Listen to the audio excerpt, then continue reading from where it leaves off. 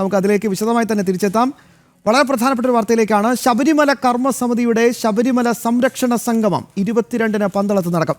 വിശ്വാസത്തോടൊപ്പം വികസനം എന്ന ആശയത്തെ മുൻനിർത്തി നടത്തുന്ന സംഗമത്തിൽ 10,000 അണിനിരക്കും. ശബരിമലയുടെ വികസനം, സുരക്ഷ എന്നീ വിഷയങ്ങളിൽ സെമിനാറും സംഗമത്തിന്റെ ഭാഗമായി നടക്കും.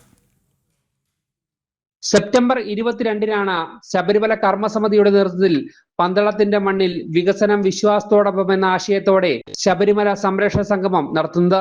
വിശ്വാസത്തിൽ അധിഷ്ഠിതമായ വികസനവും ശബരിമലയുടെ സുരക്ഷയും എന്ന വിഷയത്തിൽ രാവിലെ 9 മണി മുതൽ ഉച്ചയ്ക്ക് 1 മണി വരെ സെമിനാർ നടക്കും. വൈകിട്ട് 3 മണിയോടെ അയ്യപ്പ ഭക്ത സംഗമം ആരംഭിക്കും. ഹൈന്ദവ സംഘടനാ നേതാക്കൾ, സന്യാസി വര്യന്മാർ, സാമുദായിക സംഘടനാ നേതാക്കൾ, സാംസ്കാരിക രംഗത്തെ പ്രമുഖർ, ഭക്തജന സംഘടനകൾ, ശബരിമലയുടെ അനുഷ്ഠാനങ്ങളുമായി ബന്ധപ്പെട്ടവരും ഈ സംഗമത്തിൽ പങ്കെടുക്കും.